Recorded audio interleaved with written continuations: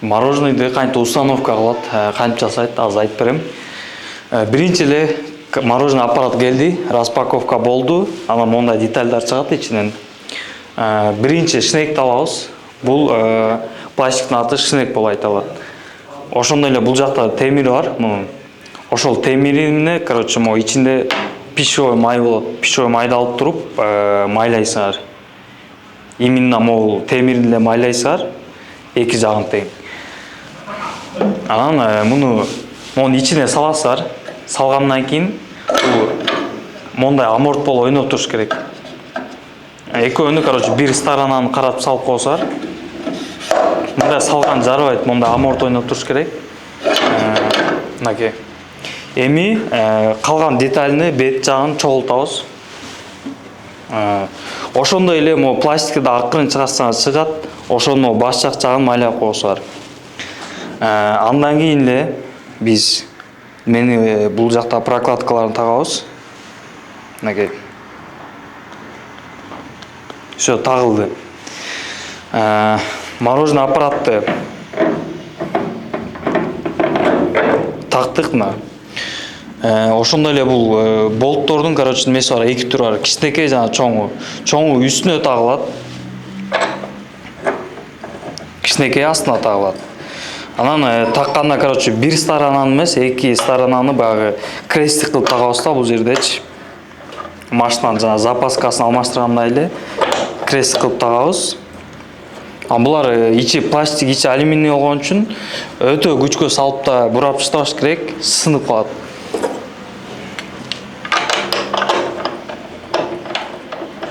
Эмне себептен ошону крестик кылып тагыш керек, ошону айтып берет. Себеби, например, бул жакты катырып салганда, бул жак уже, короче, мындай кыйшык кетип калат да, муну басканда сынып кетет. Ошо крестик кылып, крестик кылганда, короче, эки жагы бирдей кирет да ичинечи. Өтө катуу да бурабаш керек, могу өзүнүн эбине салып эле, кол менен эле.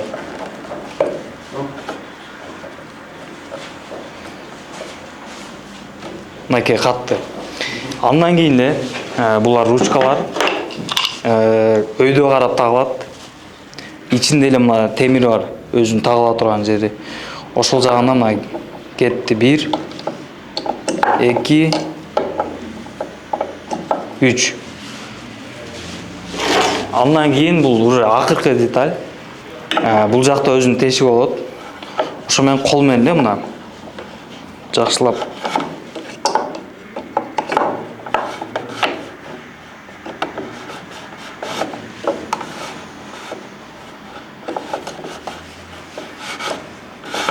Всё болду. Бүттү. Эми ошондой эле мороженый аппаратты кантип иштеткенди азыр, мороженойду там кантип куйганды да көрсөтөм. Бул именно BKL 828 моделиндеги аппарат.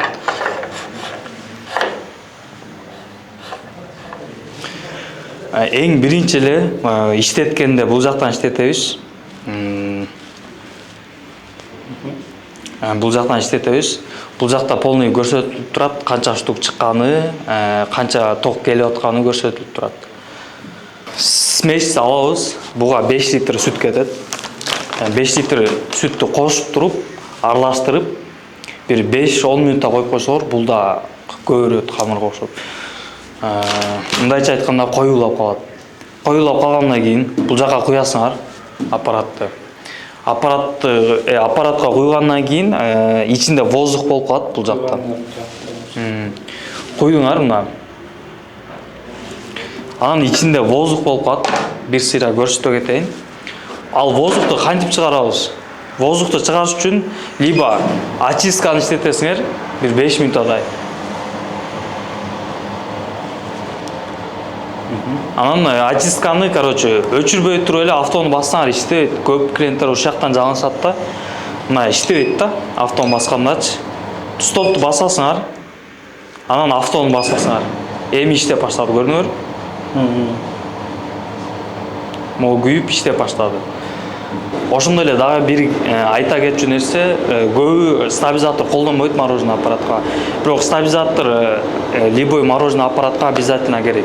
Стабилизатор деген бул мондай сварочный аппарат сыяктуу эле, эмне болот эми билбегендер үчүн, бул токту стабильно 220 кылып өткөрүп берип турат. Мындайча айтканда, бул мороженое аппараттын моторуна келген күч бул стабилизаторго келет дагы, мороженое аппарат силерге көпкө чыдап иштеп берет. Стабилизаторду деле кошуу өтө жөнөкөй.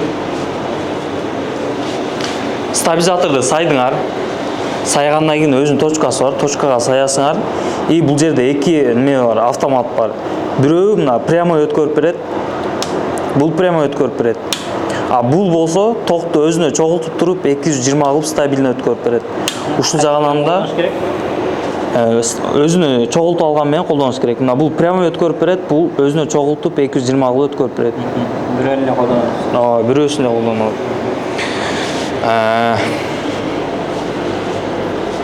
Анан ошондой эле настройкаларына келсек, настройкасы да өтө жөнөкөй, үйдөгү стиральный сыяктуу эле.